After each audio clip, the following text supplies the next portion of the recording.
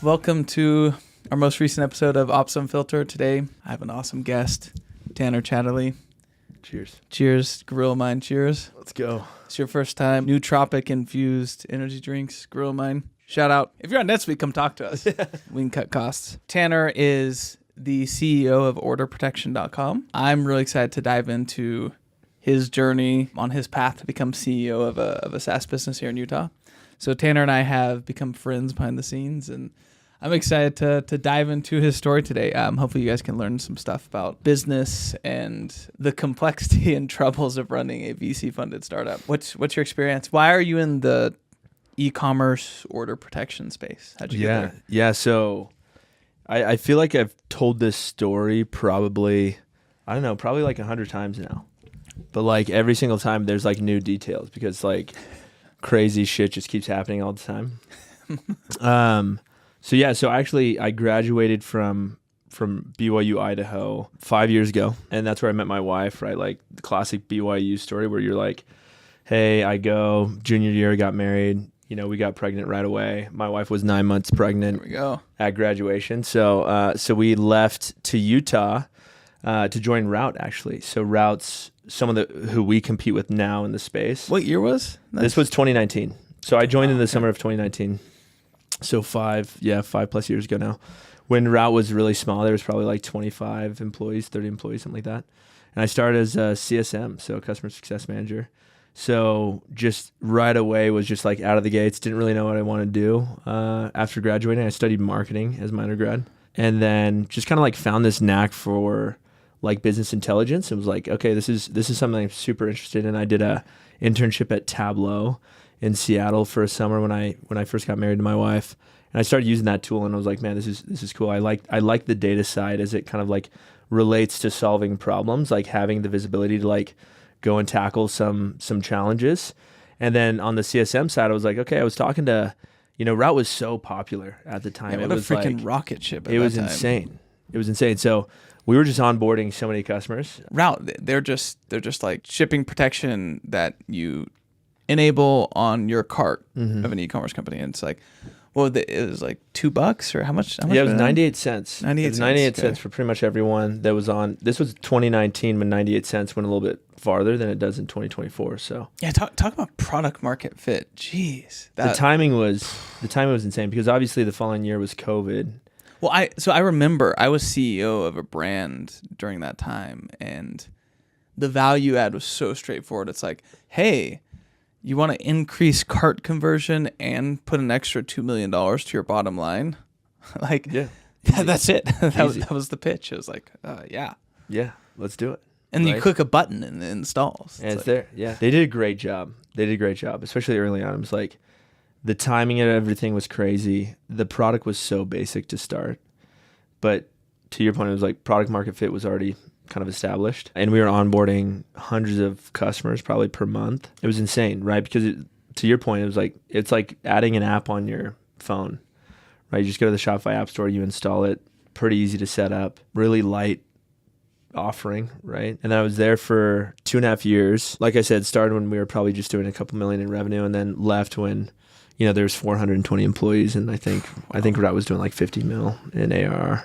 That's insane. In like 2.5 years, it was crazy. So tons of traction. But yeah, I heard and understood a lot of things from customers, right? They were just like, hey, this is either great, this isn't great, this is what's working well, this is what's not working well. So I just chatted with a bunch of customers, and then left Route to actually join the founder of Redo, Taylor Brown, and things didn't work out there. It was like too early, I think, for me to start. And obviously Redo's taken off. Yeah. They're killing it. Now we compete with Route and Redo. It's just the best of all three worlds now that we're in. So I've been in the space for about 5 years now. So after that, I took a brief stint kind of out of ecom at a company called Omni, which sold to JP Morgan for a huge amount of money. Wow. Because they were, I don't take any credit for that. I was like there for like 7 months. Just like a good landing spot. And then I knew I wanted to get back in ecom. So when the opportunity was right, I knew that if I was given that opportunity that I could definitely like impact some change here. And then the co-founder of OrderProtection, Matt LaFront, hit me up when there was just a couple contracted employees at OrderProtection and just a handful of customers. And then we've taken it quite a bit of ways since then, and now want to do things differently. Right. Okay. So we kind of have a different roadmap, different vision for the product, things like that. So first question, what's the difference between, because especially in Utah, I see the main players. It's like Route, Redo now. They've emerged, and then Order Protection, then probably Ship Insure maybe. What's the difference between you and those three? Yeah, the biggest thing for us is we've pretty much built a CRM for shipping related issues. So fulfillment, we're soon to be tapping into like WMS software as well, because we've built kind of like this open API framework type CRM. So we connect to your help desk, we connect to your subscription platforms, we connect to anywhere where like order and fulfillment data you're is populated. You're gonna be connecting to WMS. How are you gonna connect to WMS? That's like super relevant for us. Through TrackStar. Oh, we already integrate to So TrackStar. that's the plan. We haven't done it yet. Wait, are you gonna be able to just auto generate a return and deplete it from inventory? That's we've been wanting that. That's right. So I've been wanting that. So we're doing it.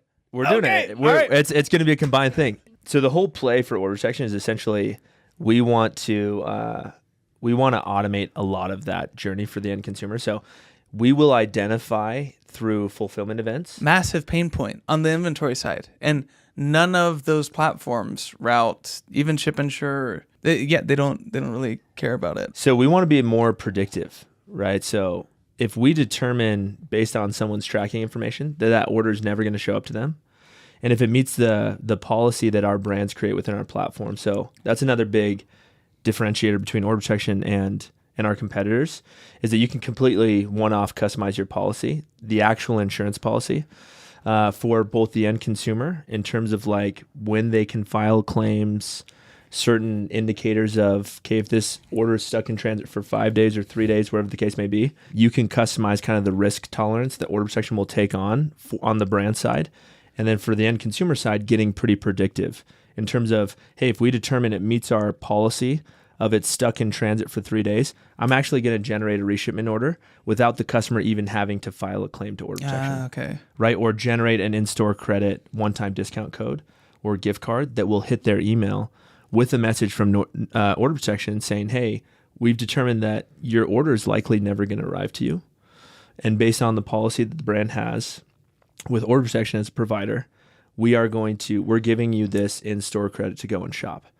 Right? So that's kind of like the ultimate experience for the end consumer. In our mind is having that predictive, like, okay, hey, I don't have to wait for my order to never show up and file a claim and have to wait for some type of customer interaction with one of these other providers. We're just going to, because we're the ones insuring that, we're just going to ship that store credit gift card to you. Dude, and if on the inventory side, if you're taking care of the inventory depletions and additions automatically through TrackStar, that makes it where like, I'm just going to refer everybody to you. Yeah. Because like, that comes up with every single one of our implementations. Okay, so how do you guys handle returns? And it's like, well, which of the 17 platforms do you use? Like, yeah. Because they're. So if you guys do that through TrackStar, like it is such an easy push for us. Like use order protection, it'll all be automated. Well, one thing that we run into on the inventory side is when we start talking to some of these, global brands, they don't store their inventory in one system, right? They might keep warranty inventory. So if you have a warranty claim that comes through whatever system you're using, they might store their inventory outside of Shopify for inventory related to warranties or claims, whatever the case may be. Or if you run out of stock, what's the process, right? So we're very much fundamentally, we have the platform, we know what we do best, which is shipping insurance, and then how do we connect our partners like Luminous and Parcel Lab and Rebuy and others that specialize in other things, but cohesively bring the whole picture together through our integrations, through our API framework and webhooks, basically. Okay, really cool. A follow-up question. There's two types of, if I had to generalize, two types of SaaS companies. So there's SaaS companies that have extremely high barriers of entry to start doing business, aka Luminous. Yes. Like, One of the highest, I would say. You guys are one of the highest that I've come across. Yeah. Very hard to do. And then you have businesses where very low barrier to entry to get 100%. an MVP and start selling it. 100%. I know what it feels like on this side. It's a totally different set of challenges on the side of a product that's relatively easy to make. Mm-hmm. It turns into branding and partnerships and your go-to-market strategy. How has it been running the latter company? Something that's like the tech isn't overly complicated. You can get sales quick, but then you have to differentiate and be better than everybody. And retain. Yeah. And retain. How have you been able to retain and grow a simple product and make it not so simple? Like find your how do you basically build the moat around your business is essentially what you're asking. Yeah. Because the barrier to entry is incredibly low, especially for Shopify, right? Like I'm told of probably a new competitor entering the space on Shopify probably once a month. Like it is so incredibly easy to start something like this, right? Where like what I would call our competition, us at the beginning of this, is more of a tech-enabled service, right? You throw this widget on checkout, right? You can service kind of like this portal that customers can basically view what you're doing. But it is a service, right? I run a 24/7 support team that resolves claims. When a claim is resolved, though, that's kind of like once I have someone assess a ticket within our CRM that's a shipping-related ticket, there's a financial decision that's tied to that ticket every single time for order protection.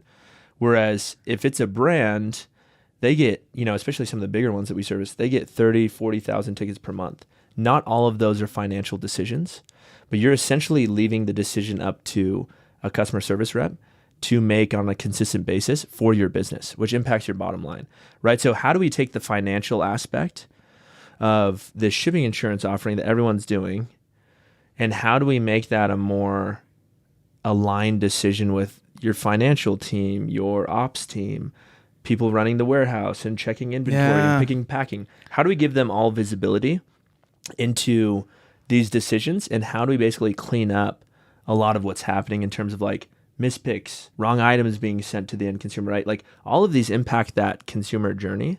So you're trying to address the core issue, which is it's not a widget that protects orders. It's like it's shipping. Order issues, shipping issues specifically. It's shipping issues. Yeah, so that's our biggest thing, right? So to answer your question directly, the way that we're doing this is basically creating a more sophisticated platform that is integrated and ingesting data from all of your systems to help you make a financial decision for that end consumer. So the barrier to entry, it's very competitive, right? Like you saw Rita's announcement. Yeah. Everyone did, right? Like good for them, right? Sick what they're doing. But what I see is we're in a race to the bottom.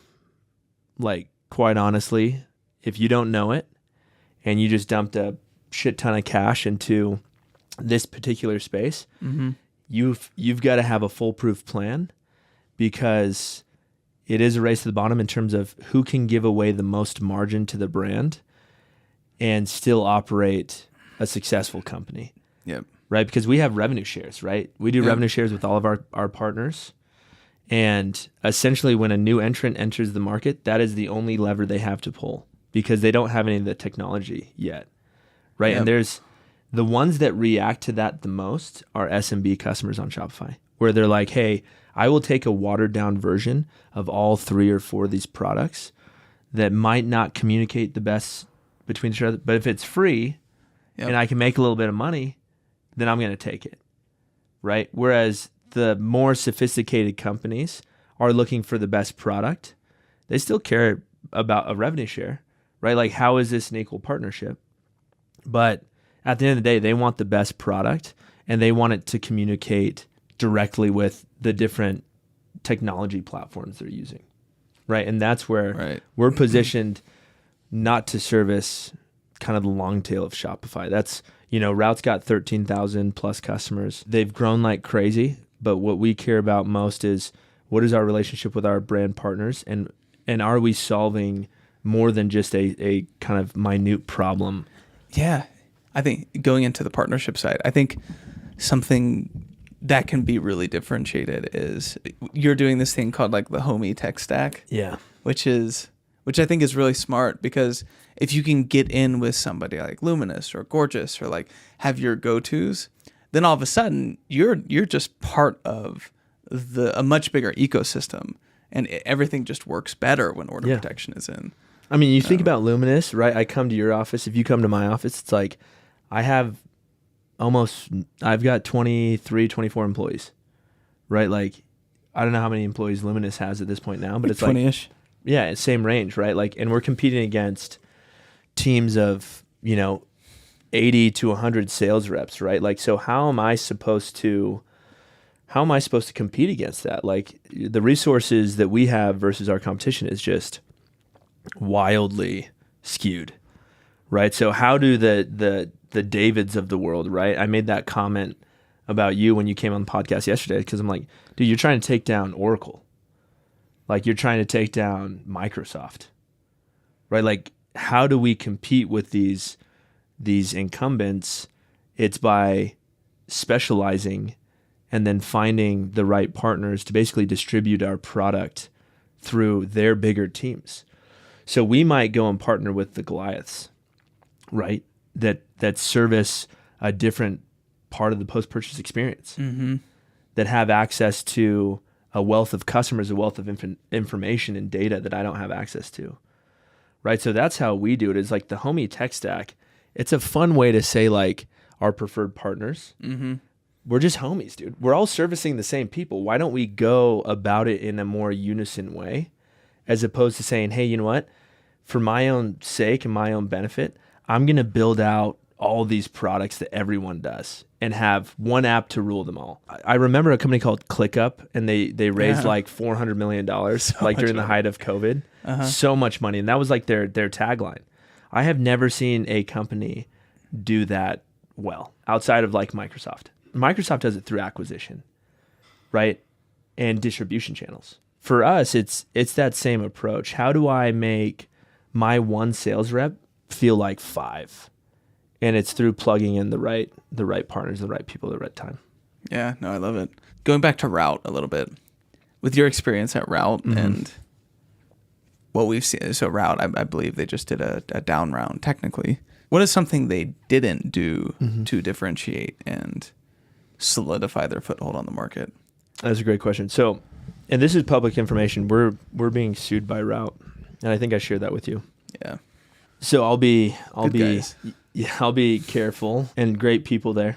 I met some great people, and obviously very successful business. One thing that I believe is my own personal opinion, they stopped listening to their customers pretty early on in the process. And the reason being is because Route, and if you have the Route mobile app or whatever on your phone, like they went down kind of like, hey, we want to be a mobile app. That's the big bet that they took. They took a big bet, and it was data infused with the mobile app. That's right. For the consumer. Yeah, kind of more of like we want to create like this shopping experience where you can see and discover all these products across the world through our mobile app, right? Like, so the whole mantra was like tracking, right? Like you can track all your orders in one place. You've seen the billboards on the I-15. Yeah. And then once we have these end consumers in the mobile app, how do we sell them other products from the D2C ecosystem? It's basically like Shop from Shopify. Yeah. Very similar. So they competed directly there, and they said, it's kind of like, I remember being at an all hands one day, and there is very little talk about shipping insurance. We were talking about all these other things that didn't make any revenue for the business. And I was like, I think this is not going to be great. So I was like, that's when I was like, I need to go see what else the market has and what we can build. What is the lesson that you learned that you're now taking to order protection from what you saw Route do? Yeah, the biggest lesson from that is to just communicate often with your customers. And honestly, it's such a generic answer, but very few people actually. Like, I pick up the phone. My customers either call me every day or I call them every day. We have a conversation. It's not like I'm specifically saying like, hey, I'm going to set up 30 minutes of time with you. and we're going to talk about like what features you want us to build. Literally just talk to your customers.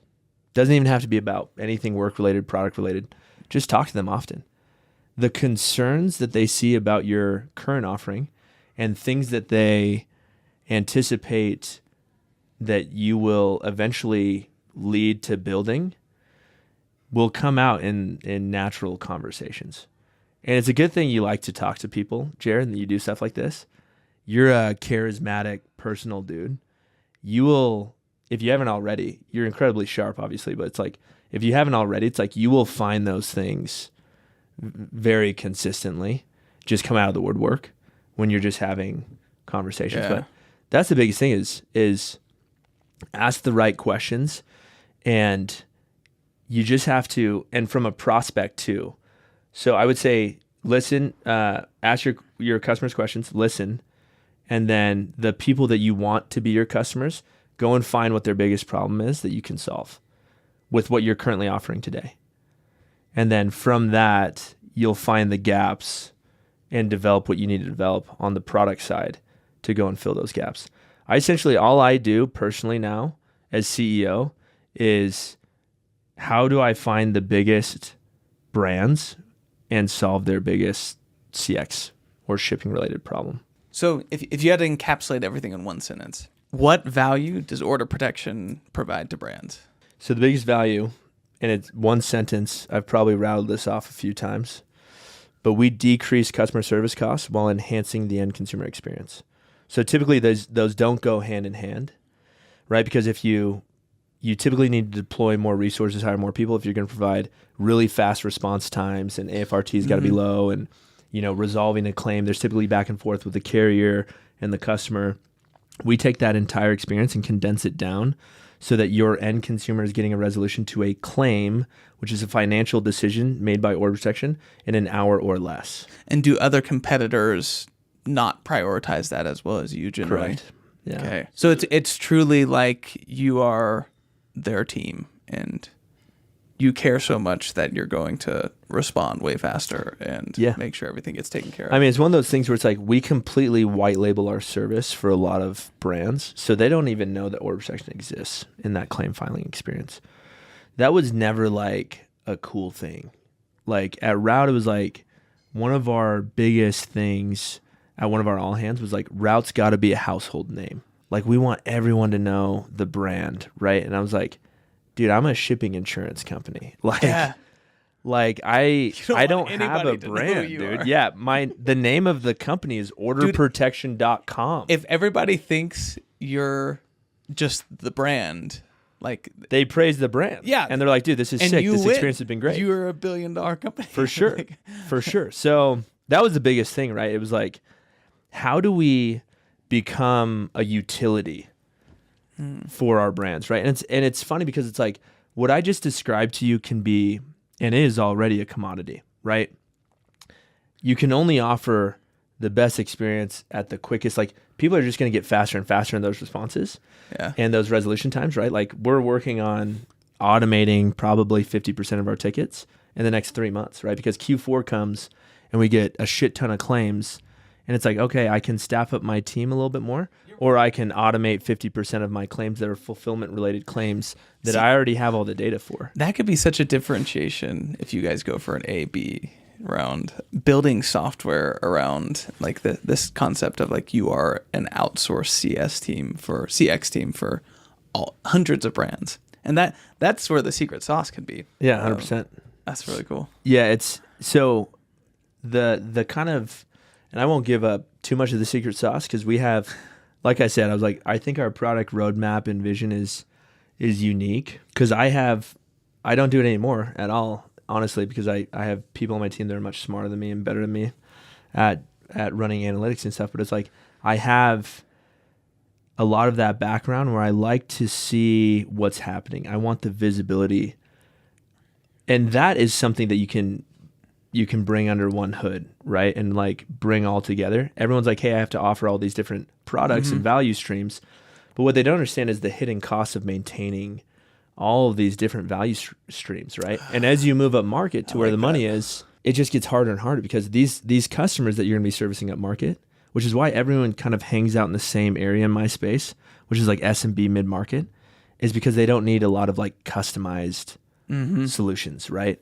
But once you get like the Gaps of the world or like the H&Ms or, you know, these publicly traded companies, it's like, dude, they need very custom solutions just for what we do today, right? Which is just shipping insurance and a few other things I won't, you know, allude to. But, and so that's where it's like our biggest partners and champions of order protection are like, we can do anything for them, right? Because the platform we built is supportive of their growth, right? It's not supportive of my growth as order protection. Like, oh, this platform's going to take me to $100 million of ARR. It's like, no, this will support our brands better than anything else in the market. I'm inspired by your story of, what's a good metaphor? It's like the guy who never wanted to be the chosen one, but had to step up as the chosen one.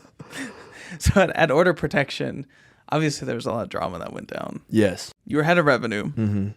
Some shit went down. Which head of revenue at an early stage company means like you have like two You're sales, an account manager. You have sales, two sales reps. I'm selling order protection. Exactly. You're just selling. Yeah. So you go from just selling order protection. You're not the founder. And some shit goes down and A lot of shit. A lot of shit goes down and you become the CEO. Like you were really reluctant to step into that. What were you thinking during that time when the board sort of pinged you and they're like, hey, can you step up? What was going through your head? My heart was pounding on my chest. Because there was, I think I shared this with you, there was two different occasions before I accepted the call to basically do what I needed to do in order for the company to survive. And I said no the first two times because I was like, hey, like this is probably too much for me, right? Like this is a lot what you're asking me. There's no benefits at the time. There's no benefits to taking on all that responsibility, stress, anxiety, and accountability. It wasn't like, hey, we're going to pay you a lot more money. Or, hey, we're going to guarantee you're going to get a shit ton of equity. It was just like, this will die. Right? Like we were probably 2 months away from running out of money after having raised a year prior, less than a year. It was less than a year. Yeah. 10 months prior. So you got 2 months left. At one point you're just selling order protection and then all of a sudden they're like, hey. And by that time I had a team of 20 people because we hired a ton, right? Like you raise VC money, you hire a ton of people hoping that revenue is going to catch up and that burn will come down. But that wasn't the case. It wasn't happening. We made some decisions early on, right? Leadership decisions and personnel decisions, and it just wasn't clicking. It came to the point where it's like, you know, obviously there was like the business was being abused in a couple different ways, and they're like, we need you to take over. What's crazy is when you come into a business, I was just telling my executive team about this yesterday. When you come into a business, you have to prove your value right away. You got to prove it fast if you want to stay there. And if you want to be the best, you've got to continuously prove that. A lot of people will prove their value early on, and then they'll turn off the jets, right? They'll take their foot off the gas, and it's like, cool, I can get comfortable now because I proved my value. Our board dynamics have changed probably on 4 different occasions now. You have to constantly prove your value and your worth. I was okay doing that, whereas a lot of people would not have been comfortable with, okay, hey, you know, I've done all these things that have shown that I'm worth my value that I provide. And then new people just coming in, it was like constantly I had to get better. I had to do more. That's what a true founder is. Something that I've experienced with Luminous is like with every phase of the business, you have to evolve you have to become a new person. Like pre-seed, I was doing everything. Yeah. I was doing everything. I got the first 5 clients on, holding them on with my bare hands. Yeah. I'm the product manager for everything. That, you know, bring on a co-founder, CTO. Like, okay, next stage is like the seed stage where, okay, like CTO is taking over a lot of the product stuff, but now it's like selling, direct selling and implementation. Like Yeah. then going into this phase, I'm having to evolve in a go-to-market specialist. And yeah, you have to. It's evolution, right? You have, and as soon as you stop evolving, the business stops evolving. Correct. You stop growing. I totally agree with that. Sounds like you're a founder at heart. You're an entrepreneur at heart. That's right, man. We just finished some fundraising, and we're able to put some of our own money into the business, right? Because we've spoken to a ton of investors, and these particular ones that we partnered with were like, you're not a founder unless you write a check. Right. So it's like I had my whole executive team. I chatted with everyone on my executive team. I was like, we're all writing our own checks and we're all putting money in during this round so that we're all bought in. Right. So we're all completely bought in. We got skin in the game. And so it's like, so when the competition, because there's so much of it, come to the table, it's like we're all fucking ready to go. Right. Like we're all in the trenches. Right. My VP of engineering is our best engineer. By far. I mean, like he's heads down grinding, right? Your CEO is selling your biggest deals, right? Your VP of sales holds a quota, just like his reps do. Your head of CS is resolving claims, right? Like you have this, your head of product is writing SQL queries, right? So it's like you have this mentality that we will not lose, right? Like we will be the best. And it's fun because, like, as you know, the incumbents fall asleep.